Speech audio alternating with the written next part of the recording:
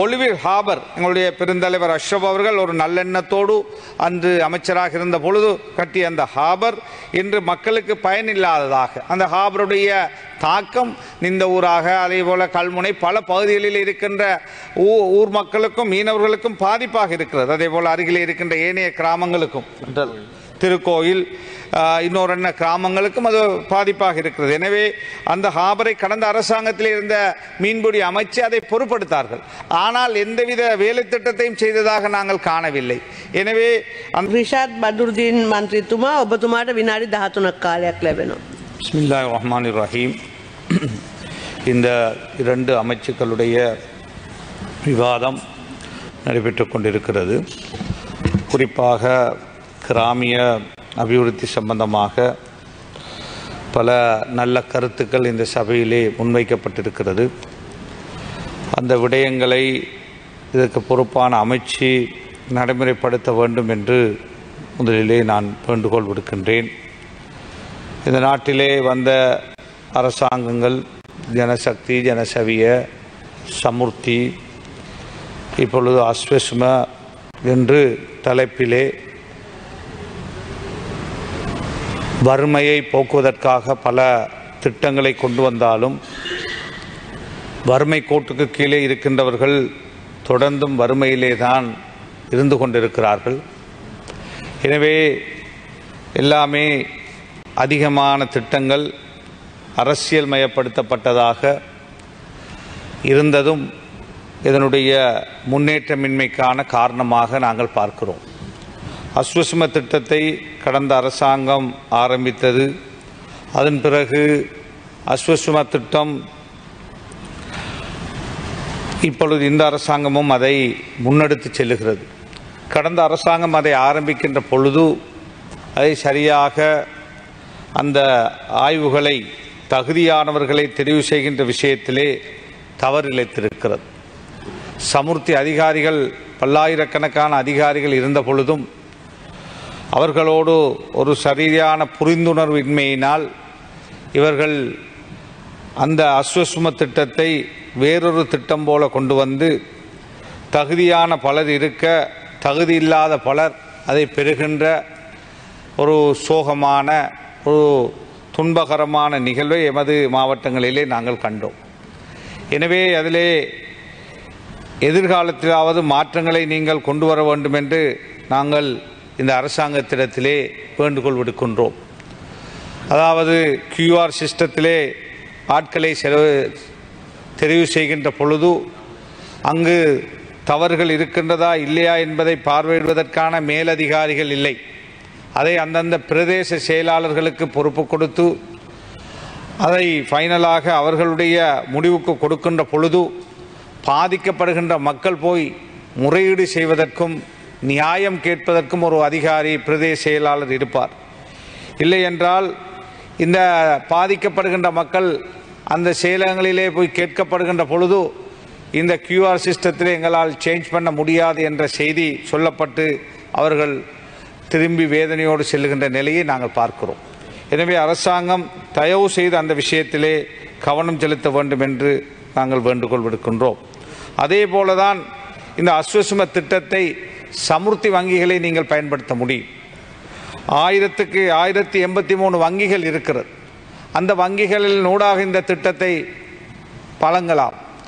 ஏன் அந்தந்த கிராமிய பகுதிகளிலே இந்த வங்கிகள் இருக்கிறது, அவர்கள் அதிகாரிகள் இருக்கிறார்கள். எனவே அந்த வங்கிகளை பயன்படுத்துகின்ற பொழுது மக்களுக்கும் இலகுவாக இருக்கும். அதனால் அந்த சமுர்த்தி வங்கிகளும் பிரயோசனம் அடையும். எல்லா வங்கிகளும் இந்த நாட்டிலே புதிய புதிய வங்கிகள் எல்லாம் நவீனமயப்படுத்தப்பட்டு கொண்டிருந்தாலும் சமுர்த்தி வங்கிகள் 1083 வங்கிகள் இந்த நாட்டிலே இருந்தாலும் அவை நவீனமயப்படுத்தப்படவில்லை. எனவே அந்த விஷயத்திலும் இந்த அரசு கவனம் செலுத்த வேண்டும் என்று நாங்கள் வேண்டுகோள் விடுக்கின்றோம். அதே போலதான் சமுர்த்தி அதிகாரிகள் 94ஆம் ஆண்டு அன்று வந்த அதிகாரிகள் இன்று வரை அவர்களுக்கு 30 வருடங்களாக போனாலும் எந்த ப்ரமோஷனும் கிடையாது. அவர்களுடைய ஸ்கேலில் கூட அவர்களுக்கு பிறகு நியமனம் பெற்ற பல திணைக்களங்கள், பல அதிகாரிகள், பல உத்தியோகத்தர்கள் இன்று அவர்களுக்கு ஒவ்வொரு வருடமும் அல்லது காலத்துக்கு காலம் இன்கிரிமெண்ட்டும் அதே போல அவர்களுக்கான ப்ரொமோஷன்களும் இருந்து வருகின்ற பொழுது இந்த அதிகாரிகளுக்கு எந்த ப்ரொமோஷனும் இதுவரை இல்லை. எந்த ஒரு திட்டமும் அவர்களுடைய எதிர்காலம் ஒரு சமுர்த்தி அதிகாரியாக இருந்து பென்ஷன் போகின்ற பொழுதும் அதே நிலையிலே செல்ல வேண்டிய துர்ப்பாக்கிய நிலை இருக்கிறது. இதையும் நீங்கள் கவனத்தில் கொள்ள வேண்டும் என்று உங்களிடத்திலே இந்த அரசிடத்திலே நாங்கள் வேண்டுகோள் விடுக்கின்றோம். அதே போல நடைமுறைப்படுத்துகின்ற அஸ்வசும திட்டத்திலே இன்னும் அதிகமானவர்களை சேர்த்து கொள்ளுங்கள். ஏனென்றால் நாங்கள் போகின்ற பகுதிகளிலே இந்த வறுமையினால் இந்த நாடு பொருளாதார பின்னடைவை அடைந்த பிறகு அதிகமானவர்கள் பாதிக்கப்பட்டிருக்கிறார். எனவே திட்டத்துக்குள்ளே இன்னும் அதிகமானவர்களை உள்வாங்க நடவடிக்கை எடுக்க வேண்டும் என்று அரசாங்கத்திடத்திலே நாங்கள் வேண்டுகோள் விடுக்கின்றோம். இதனோடு சேர்ந்ததாக இந்த அமைச்சு முக்கியமான பல விஷயங்களை கொண்டிருக்கிறது. இந்த அமைச்சுக்கு கீழே வருகின்ற விஷயங்கள் பாதிக்கப்பட்ட மக்களுக்கு பல நல்ல திட்டங்களை கடந்த காலங்களிலே சில யுத்தத்தால் பாதிக்கப்பட்ட மக்கள், ஊனமுற்ற மக்கள், இவ்வாறு பலர் இருக்கிறார். எமது பகுதிகளிலே குறிப்பாக வன்னி மாவட்டத்திலே பெண் தலைமைத்துவத்தை கொண்டவர்கள், அதே போல யுத்தத்தால் பாதிக்கப்பட்ட ஊனமுற்றவர்கள் இருக்கிறார்கள். அவர்களுக்கான விசேட திட்டங்களை, அவர்களுடைய பிள்ளைகள் எல்லாம் கல்வி கற்க முடியாத அவ்வாறான பாதிக்கப்பட்ட பெற்றோர்களால் தொழில் செய்ய முடியாத துர்ப்பாக்கிய நிலை காணப்படுகிறது. எனவே அவர்களுக்கான திட்டங்களை, இந்த அஸ்வசும போன்ற திட்டங்கள் வழங்கப்படுகின்ற பொழுது அவர்கள் போன்றவர்கள் முன்னுரிமை அடிப்படையிலே உள்வாங்கப்பட வேண்டும். அதே போல அவர்களுக்காக விசேட திட்டங்கள், இந்த நாட்டிலே ஒரு பெரிய யுத்தம் முடிந்திருக்கிறது. அந்த யுத்தத்துடைய பாதிப்பு, அந்த பாதிப்புடைய நிலை இன்னும் மாறவில்லை. எனவே அவர்களும் பலனடையக்கூடிய திட்டங்களை முன்வைக்க வேண்டும் என்று வேண்டுகோள் விடுக்கின்றோம். அதே போலதான் மீனவ சமூகம், மீனவ அமைச்சுடைய விவாதமும் நடந்து கொண்டிருக்கிறது. மீனவ அமைச்சர் யாழ்ப்பாணத்திலே தான் வாழ்ந்து வருகிறார். அவருக்கு தெரியும் இந்த மீனவ சமூகம் எவ்வாறான கஷ்டங்களை எதிர்நோக்குகிறார்கள் என்று. குறிப்பாக இந்திய ரோலர்களினால் எமது மீனவர்களுடைய பாதிப்பு, சொல்லொண்ணாத துயரங்கள். எமது நாட்டிலே எல்லா சட்டங்களும் மீனவர்களுக்கு போடப்பட்டிருக்கிறது. ஆனால் அந்த இந்தியாவிலிருந்து வருகின்றவர்கள் அத்தனை சட்டங்களையும் மீறி அவர்கள் எல்லா ஆழ்கடல், அதாவது அத்தனை மீன்களையும் அள்ளிக்கொண்டு செல்லுகின்ற, எமது கரை வரை வந்து அவர்கள் தங்களுடைய மீன்களை பிடித்து கொண்டு செல்கின்ற ஒரு துர்ப்பாக்கிய நிலை இருக்கிறது. எல்லா அரசாங்கங்களும் இந்த விஷயத்தில், எல்லா அமைச்சர்களும் நடவடிக்கை எடுப்போம் எடுப்போம் எடுப்போம் என்று பல கூட்டங்களை கூடினார்கள், பல சந்திப்புகளை செய்தார்கள், பலமுறை இந்தியாவுக்கு சென்றார்கள். ஆனால் எந்த மாற்றத்தையும் நாங்கள் காணவில்லை. அங்கு மன்னாரிலே போய் பார்த்தால் தெரியும். இவ்வாறு வந்து எங்களுடைய கண்ணுக்கு முன்னால் அவர்கள் அவ்வாறான மீன்பிடியை செய்துவிட்டு செல்லுகின்ற நிலை இருக்கிறது. எனவே நேவியோடு சேர்ந்து இதை தடுப்பதற்கான சரியான ஒரு இறுக்கமான திட்டத்தை வகுக்கின்ற பொழுது மட்டும்தான் இதை நாங்கள் தடுத்து நிறுத்த முடியும். இல்லை என்றால் எமது மீனவர்கள் வறுமை கோட்டுக்கு கீழே செல்லுகின்ற ஒரு துர்ப்பாக்கிய நிலைதான் தொடர்ந்து இருந்து கொண்டிருக்கிறது. அதே போலதான் இந்த மீனவ நன்னீர் மீன்பிடியை வளப்படுத்துவதற்கு அமைச்சர் அவர்கள் நடவடிக்கை எடுக்க வேண்டும். குறிப்பாக வடக்கு கிழக்கு மாகாணங்களிலே நன்னீர் மீன்பிடிப்புக்காக பல நல்ல திட்டங்களை வகுத்து செயல்பட முடியும். இந்தியா கூட இலங்கையிலே, அதாவது நன்னீர் எக்வா கல்ச்சர் எக்ஸலன்ஸ் சென்டர் ஒன்றை மன்னாரிலே அமைப்பதற்காக $10 மில்லியன் தருவதாக வாக்குறுதி அளித்திருக்கிறார்கள். அதை கௌரவ அமைச்சர் அவர்கள் அதை அவசரமாக அந்த ப்ராஜெக்டை நடைமுறைப்படுத்துகின்ற பொழுது மன்னார் மட்டுமல்ல, இந்த நாடு, குறிப்பாக வடக்கு கிழக்கு மக்கள் அதனால் பிரயோசனம் அடைய முடியும். அதே போல இந்த நன்னீர் மீன்பிடியையும், அதே போல இந்த அக்வா கல்ச்சரின் ஊடாக எத்தனை நாடுகள் இன்று பொருளாதார ரீதியாக வளம் பெற்றிருக்கிறது. வியட்நாம் போன்ற நாடுகளிலே பெரிய அளவு பொருளாதாரத்தை பெற்றுக் கொடுக்கின்ற துறையாக இந்த துறை இருக்கிறது. அதே போல நாங்களும் திட்டமிட்டு அதை செய்ய வேண்டும். எங்களுடைய பகுதிகளிலே திட்டமிடல் இல்லாமல் அரசியல்வாதிகளுடைய செல்வாக்கினால் அல்லது ஒரு சில அதிகாரிகளுடைய செல்வாக்கினால் ஒரு திட்டமிடம் இல்லாமல் இவ்வாறான கல்ச்சர் வேலைகள் நடைபெறுவதனால் பல பாதிப்புகள், சாதாரண மீனவர்கள் பாதிக்கப்படுகிறார்கள், சாதாரண மக்கள் பாதிக்கப்படுகிறார்கள், வெள்ளம் ஏற்படுகிறது, இதனால் பொதுமக்கள் பாதிக்கப்படுகிறார்கள். எனவே இந்த விஷயத்தை சரியான முறையில் இந்த எக்ஸலன்ஸ் சென்டர் அமைக்கப்படுகின்ற பொழுது அது ஒரு பெரிய நல்ல திட்டம். எனவே $10 மில்லியன் என்பது பெரிய தொகை. இந்திய அரசாங்கம் அதை எமக்கு தந்திருக்கிறது. அதற்காக நாங்கள் இந்திய அரசாங்கத்துக்கு கிராண்டாக தந்திருக்கிறார்கள், நன்கொடையாக. எனவே அந்த மாவட்ட மக்களுக்காக அல்லது நாட்டு மக்களுக்காக தந்த அந்த உதவிக்காக நாங்கள் நன்றி சொல்லுகிறோம். ஆனால் அதை நடைமுறைப்படுத்துவதில் இலங்கை அரசாங்கம் கடந்த காலங்களாக இழுபடியாக இருக்கிறது. அவசரமாக அதை நடைமுறைப்படுத்த நடவடிக்கை எடுக்குமாறு நாங்கள் வேண்டுகோள் விடுக்கின்றோம். அதே போல வங்காளை என்ற ஒரு மன்னாரில் இருக்கின்ற ஒரு பெரிய மீன்பிடி கிராமம், அந்த கிராமம் கடல் அரிப்பினால் ஊருக்குள்ளே தண்ணீர் வந்து கொண்டிருக்கிறது. எனவே அதை தடுப்பதற்கான சூரமைப்பதற்கு நாங்கள் கடந்த காலங்களிலே நிதிகளை ஒதுக்கி கொடுத்தாலும் அது நடைமுறைப்படுத்தப்படவில்லை.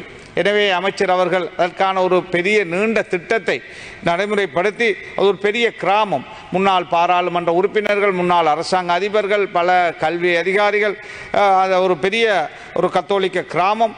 எனவே அந்த கிராமம் அழிந்து போகின்ற ஒரு ஆபத்தான நிலையை நாங்கள் பார்க்கிறோம். எனவே அதை பாதுகாக்க வேண்டிய பொறுப்பு மீனவ அமைச்சருக்கு இருக்கிறது.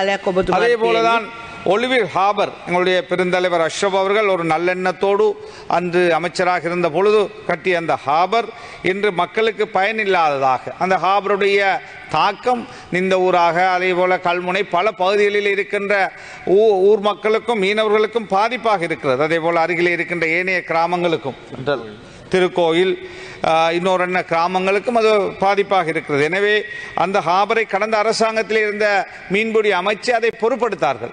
ஆனால் எந்தவித வேலை திட்டத்தையும் செய்ததாக நாங்கள் காணவில்லை. எனவே அந்த ஹாபரை பிரயோசனம் உள்ளதாக ஆக்குகின்ற பொழுது IMUL படகுகளை ஓட்டுகின்றவர்கள் கல்முனையிலே, அதே போல சாஞ்சமருதிலே, காத்தாங்குடி, ஆலைச்சேனை, கோர்லைப்பற்று போன்ற பகுதிகளில் உள்ளவர்கள் ஆயிரக்கணக்கான போட்டுகளை வைத்து தொழில் செய்கிறார்கள். எனவே அவர்கள் அவ்வளவர்களும் இப்பொழுது வாழைச்சேனையிலே தான், கல்முனையிலிருந்து கூட அங்கே கொண்டு போய் தான் தங்களுடைய போட்டுகளை கட்ட வேண்டிய, அதே போல மீன்களை விற்க வேண்டிய நிலை வருகின்ற பொழுது அந்த மீன்களுக்கான நல்ல பெறுமதி கிடைக்கப் பெறுவதில்லை. எனவே இந்த விஷயத்திலும் அரசாங்கம் அந்த ஹாபரை மீனவர்களுக்கு பிரயோசனமாக அவர்களுடைய போட்டுகளை, அதாவது படகுகளை கட்டுவதற்கான ஏற்பாடுகளை செய்யக்கூடிய வேலை திட்டங்களை முன்னெடுக்கின்ற பொழுது இரண்டு பகுதி, வாழைச்சேனை பகுதியைச் சேர்ந்தவர்களும் அதே போல கல்முனை பகுதியைச் சேர்ந்தவர்களும் பிரயோசனம் அடைய முடியும். எனவே அதற்கான நடைமுறையை அரசு முன்னெடுக்க வேண்டும். அதே போல இந்த IMUL படகுனால் நாட்டுக்கு பெரிய வருவாயை இந்த மீனவர்கள் பெற்றுக் கொடுக்கிறார்கள். ஆயிரக்கணக்கான படகுகள் இருக்கிறது, நீண்ட காலம் சென்று கடலில் மீன்பிடித்து வருபவர்கள். அவர்களுக்காக எந்த ஒரு சாணாதார அல்லது அவர்களுடைய நலனுக்காக எந்த ஒரு திட்டத்தை இந்த அரசோ அல்லது இதுக்கு முன்னுள்ள அரசோ இந்த வரவு செலவு திட்டத்திலே நாங்கள் காணவில்லை. எனவே தயவு செய்து அவர்கள் முஸ்லிம்களாக, தமிழர்களாக அந்த பகுதிகளில் இருக்கின்றவர்கள் தான் இந்த தொழிலில் அதிகமாக ஈடுபடுகிறார்கள். ஆயிரக்கணக்கான படகுகள். எனவே தயவு செய்து அவர்களுடைய நலனுக்காகவும் நீங்கள் அவர்களோடு கலந்துரையாடி அவர்களுடைய பிரச்சனைகளை தீர்த்து அவர்களுடைய அந்த படகுகளை நவீனப்படுத்துவது, அவர்களுடைய திட்டங்களை நவீனப்படுத்துவதற்கான உபகரணங்களை சாணாதார அடிப்படையிலே உதவிகளை செய்ய வேண்டும் என்று உங்களிடத்திலே கேட்டுக்கொள்கிறேன். அதே போலதான் சிலாவுத்துறையிலே நான் நன்மையிலே DCP மீட்டிங்கில் சென்ற பொழுது சொன்னார்கள், 2019 கெசட், அதாவது ஒன்று போடப்பட்டு நைட் டைவிங்கை டெம்பரரியாக தடை செய்து 3 வருஷத்துக்காக தடை செய்திருக்கிறார்கள். ஆனால் நாரா தற்பொழுது ரிப்போர்ட் கொடுத்திருக்கிறது, 3 வருஷம் முடிஞ்ச பிறகு அதை மீண்டும் அந்த கெசட்டை வாபஸ் வாங்கலாம் என்று. ஆனால் இதுவரை வாபஸ் பண்ணப்படவில்லை. இதனால் அங்குள்ள மீனவ, அதாவது டைவிங் செய்கின்றவர்கள் பாதிக்கப்படுகிறார்கள். வேறு பகுதிகளில் இருந்து அங்கு போய் அவர்கள் டைவிங் செய்வதனால் அவர்கள் பாதிக்கப்படுகிறார்கள். இவர்களுக்கு மட்டும் ஒரு சட்டம், மற்றவர்களுக்கு ஒரு சட்டம் போல அங்கு இருக்கிறது. இந்த விஷயத்திலும் அமைச்சர் அவர்கள் கவனம் செலுத்தி நடவடிக்கை எடுக்குமாறு வேண்டுகோள் விடுக்கின்றேன். நன்றி. செய்திகளை உடனுக்குடன் தெரிந்து கொள்ள உடனே சப்ஸ்கிரைப் பண்ணுங்க.